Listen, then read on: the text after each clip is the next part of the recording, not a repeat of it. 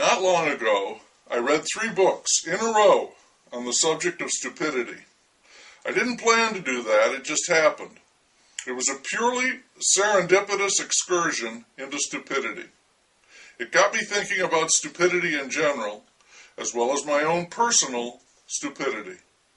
And I am stupid, no getting around it. There are several reasons for that, one of the chief ones being television. I am one of the first generation of people who grew up watching television, and I have been watching it all my life. Can you say deleterious effects? I liken the process to erosion. Television has ground my brain into a fine powder. That's true, that's not an exaggeration. After years of TV viewing, all that's left of my mind is dust. I have considered suing television for destroying my brain and leaving me stupid, and I'd love to do it, but I know it wouldn't work. It would be far too expensive, and they'd have good lawyers, and they would claim, truthfully, that no one ever forced me to watch. You know how people sit in their cars in a garage with the engine on and kill themselves? I sat in front of a TV. My life has been one long, extended mental suicide. Also, you've heard of that No Child Left Behind. I got left behind. At first it bothered me. Now it's not so bad. In fact, I'm mostly happy that I got left behind. But it's another heavy dose of stupid. In addition, I was driving the other day, and while I was motoring along, I was shaving and talking on the phone, drinking my coffee, and eating a muffin when Sweet Child of Mine came on the radio. So I was playing the air guitar when someone swerved into my lane and almost hit me, and my car jerked when I braked to avoid the accident, and I suffered a whiplash that resulted in a partially detached cerebral cortex. So when I say that I'm stupid, I'm not fooling around.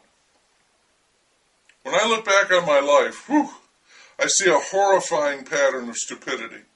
Over time, it's like a gigantic mural depicting stupidity in action.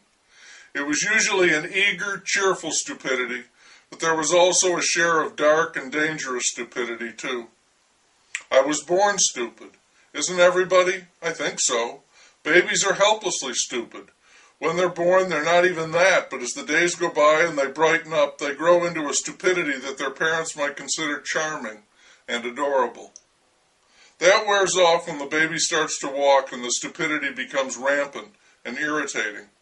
And the baby begins to commit deliberately stupid acts, premeditated stupidity, chaos on the go. I was like this. When I grew into a young adult, I might have wised up some. It could have happened, but it did not. On the contrary, I blossomed into someone who was energetically stupid, on a constant crusade for the stupid option, capable of DEFCON 5 level stupid acts.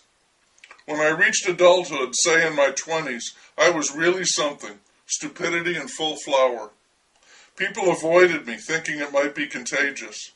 Happily, I can't remember this very well. What I do recall, a glimmer here and there I'd prefer to forget. Youth, for me, was a total immersion in the great sea of stupidity. During that time, as they say in sports, I put up some impressive numbers. I was Hall of Fame type stupid. And I'm stupid now. Those other factors I mentioned play a part in that, as does age. My brain cells are dying and they're not being replaced. Like this great country of ours, I'm in what they call a serious deficit situation when it comes to brain cells. Any intelligence that I may appear to have is on loan from somewhere else, maybe Google or Wikipedia. And I'm getting stupider every day, even though that doesn't seem possible. Does anything improve with age, you might ask? Yes, stupidity. But I was stupid even before I got old. It amazes me, the stupid things I did. I think of them and I go, no, that couldn't possibly be me. But yes, that was me. And I sometimes wonder if there ever was a time, a brief window, say 2 weeks or a week and a half, when I might have been smart. Not brilliant, mind you, just not out-and-out stupid like I am now and have been for most, if not all, of my life. I wish I'd kept better records. Then maybe I could point to a few days say, in my 38th year, when I wasn't abjectly stupid. It would be a hell of a comfort to me, I'll tell you, because then I could sit and dream about my salad days. As it is, there isn't any salad, only a dismal trail of stupidity, left behind me like scat.